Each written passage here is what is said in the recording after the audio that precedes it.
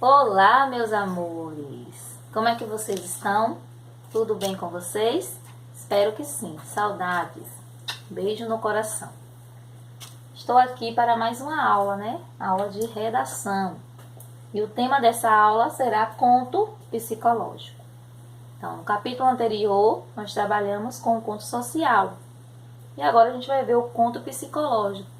Então, eles seguem a mesma estrutura, têm as mesmas características, porém as temáticas que são inseridas nesses contos são diferentes, né? O que diferencia um do outro é a questão da temática. Então, a gente vai entender e identificar quais são essas temáticas presentes dentro do conto psicológico. Então, como um conto, ele é um tipo textual, faz parte do gênero narrativo. Então, se ele faz parte do gênero narrativo, ele vai apresentar esses elementos aí da narrativa. Personagem, tempo, espaço, narrador e enredo. Então, quero frisar bem, né, a questão do narrador. Então, dentro do conto psicológico também nós temos o narrador, e que ele pode ser também o narrador observador. Dentro do observador a gente divide, classifica em onisciente e testemunha, e o narrador personagem, que a gente também vai encontrar num conto psicológico. Tudo bem? E além desses elementos também, dentro do conto, a gente pode encaixar também o desfecho e o clímax. Tá bom? Então, vamos conhecer um pouquinho do conto psicológico, né? Esse conto psicológico, o nome já diz psicológico, mexe com a mente, com a emoção, com o interior, né, dos personagens, né? As ações que vão ser desenvolvidas dentro desse conto vai estar relacionada com o pensamento, com a mente, com a emoção, com os sentimentos dos personagens. Tudo bem? Então, no conto psicológico é comum as reflexões e os dilemas serem provocados por fatos triviais, corriqueiros, aparentemente sem importância. Então, algo que está ali todos os dias, né?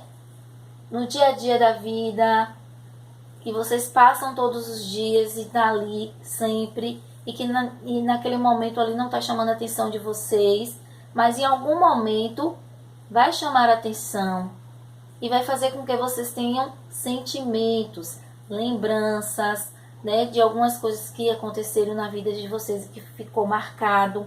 Então, geralmente o conto psicológico ele é comum e ele é feito a partir disso aí, desses elementos, né, que não aparentemente não chama muita atenção, mas em algum momento vai despertar e vai fazer com que o personagem reflita sobre alguma coisa, né, levar para o passado, para o futuro ou para o momento presente. Então, dentro do conto psicológico, né, vamos ter também o tempo. E como ele é um conto psicológico, o tempo predominante é o tempo psicológico, que é também chamado de tempo interior. Então, esse tempo psicológico ou interior, ele vai fluir de acordo com o estado de espírito da personagem e possibilita que passado, presente e futuro se entrelacem livremente. Então, não tem aquela questão da definição do tempo. Está ocorrendo aqui no presente, está ocorrendo no passado, está ocorrendo no futuro. Então, não tem essa definição propriamente. Tem uma mistura. Então, entrelaçamento. Ora o personagem está vivendo ali o presente, ora ele está tendo lembranças que vão levar ele para o passado ou para o futuro, entendeu? Então vai ter essa mistura dentro do texto do conto psicológico. Então, nos textos, esse tempo psicológico é predominantemente no relato de lembranças, reflexões e sentimentos, que é diferente do tempo cronológico, que é predominantemente no relato de ações. Então, não tem nada a ver com sentimento. E outra característica é que o tempo cronológico ele é representado linearmente, segue uma sequência de ações. Então, tem a precisão ali, minutos, horas, data, tudo isso preciso, é do tempo cronológico. O tempo psicológico é representado dinamicamente, ele tem lembranças, flashbacks, né? Não tem um tempo assim definido, que é característico do conto psicológico. Mesmo em um conto predominantemente psicológico, pode ser importante marcar também com precisão algumas referências do tempo cronológico. Então, elas contribuem para a coerência do texto e para a sua compreensão pelo leitor. No caso, eu posso, dentro do meu texto psicológico, utilizar também o tempo cronológico para marcar algumas referências com uma certa precisão. Então, aqui dentro desse trecho aqui de um conto psicológico, nós temos o tempo cronológico, umas 11 horas da noite. Então, aqui está marcando com precisão, ó, o tempo, né? Então, no caso, se referindo a horas. Então, é o tempo cronológico. Aqui nós temos também, nesses 3 dias, está marcando o dia, a quantidade de dias. Então, tempo cronológico que está inserido dentro de um conto psicológico. Mas não quer dizer que a predominância vai ser do tempo cronológico, não. A predominância é o tempo psicológico, que vai mexer com a mente, com as emoções, com os sentimentos das personagens. Tudo bem? Então, no caso, eu havia falado que vai ter um entrelaçamento entre presente, futuro e passado. Foi? Então, no caso, vai ter o presente, que vai se remeter ao futuro e que vai ser remetido também ao passado. Então, vai ter essa mistura aí. Os personagens vão vivenciar esses conflitos interiores, né? Que vai remeter essas lembranças, né? Essas reflexões. E esses tempos aí, presente, futuro e passado, eles vão acabar se misturando, né?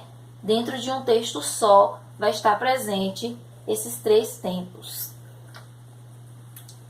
E, por fim, nós temos nos contos psicológicos que o foco não são as sequências de ação, nem a descrição de espaços externos. Então, isso aí não é o foco.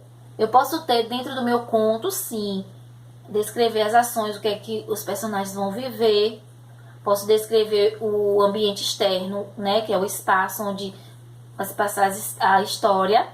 Mas isso aí não é o foco, não é o importante. O importante é a questão da investigação do mundo interior das personagens, em uma tentativa de mostrar os impulsos e anseios comuns a todos os seres humanos. Então, todos os seres humanos têm sentimentos, têm dados momentos que param para refletir, né, sobre sua vida, que têm conflitos, né, interiores, internos, né, que começam a ficar pensando e lembrando, né, de coisas do passado. Então, esse é o foco do conto psicológico. E essa valorização aí na literatura, dos aspectos mentais e emocionais, surgiu no início do século XX e está relacionada a fatos históricos e movimentos intelectuais ocorridos na época. Entre eles, nós temos o surgimento da psicanálise, né, que é um método terapêutico criado por Sigmund Freud. Então, Freud criou esse método terapêutico, que é chamado de psicanálise, baseado nesses conflitos interiores, né, em que os pacientes dele viviam. Então, o paciente vivia esses conflitos e, com base nesses conflitos, ele criou esse método aí terapêutico para curar, né, de uma certa forma, esses conflitos interiores, que é a chamada psicanálise, que tem a ver com a mente, né, com o psicológico. Então, a gente vai finalizando por aqui.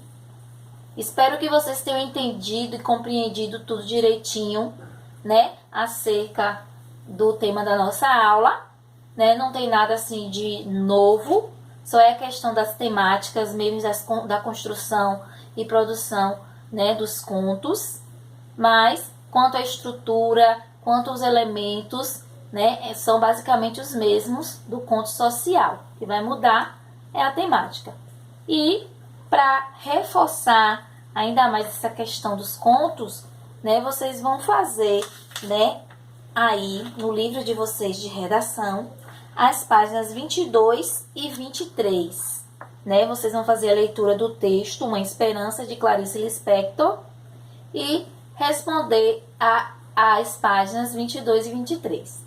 Em um próximo momento, eu volto fazendo a correção dessas páginas. Tudo bem? Qualquer dúvida, é só perguntar. Beijos!